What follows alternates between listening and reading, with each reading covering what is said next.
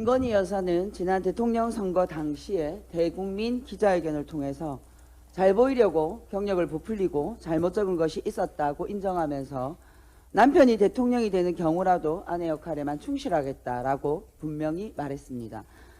그러나 윤석열 대통령 취임 이후 김건희 여사의 허위 경력 기재 의혹 사건은 불송치되었고 김건희 여사는 아내의 역할만 충실하겠다고 공언했던 말을 어기고 대통령 해외 순방에 동행하며 외교 무대에서 문제를 일으키고 있습니다. 공정과 상식이 없는 거짓말 정권입니다. 이뿐만이 아닙니다. 도이치모터스 주가 조작 사건 관련자들을 기소하고도 김건희 여사의 연루 의혹은 아예 모른 척하고 있습니다.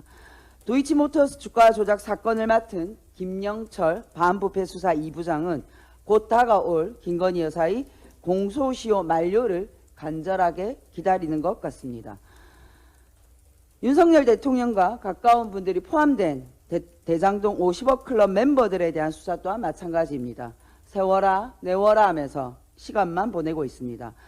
장모 최은순 씨는 허위 잔고 증명서 법원 제출이 사실로 명백하게 드러났음에도 불구하고 무혐의 불송치되었습니다.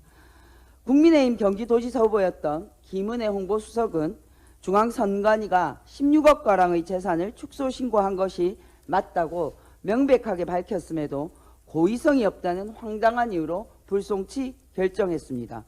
김은혜 수석은 신의 딸입니다. 반면 야당 인사를 상대로 윤석열 검찰과 경찰은 어떻게 하고 있습니까? 이재명 당대표의 측근인 김용 전 부원장과 정진상 실장을 범죄자의 진술만으로 구속영장을 청구하고 중앙당사와 국회까지 압수수색했습니다. 지난 서울시장 선거 이후 양 후보 측이 선거 당시 고소고발을 상호 취하했음에도 불구하고 굳이 송영길 전 민주당 서울시장 후보를 기소했습니다. 신의 딸 김은혜와 비교됩니다.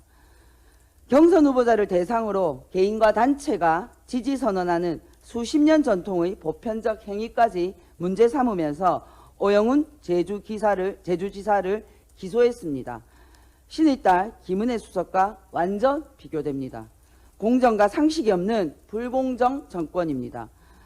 지난 22일 윤석열 대통령은 김영삼 전 대통령 서거 7주기를 맞아 참배하고 방명록에 이런 글을 남겼습니다. 지금은 모두 거산의 큰 정치, 바른 정치를 되새겨야 할 때입니다.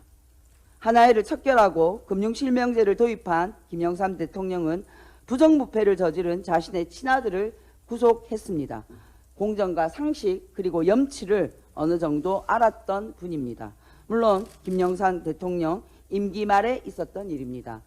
윤석열 대통령은 큰 정치, 바른 정치를 언제 보여주실 생각이십니까? 윤석열 대통령의 임기 말까지 기다려야 합니까? 국민의 인내심이 바닥나고 있습니다.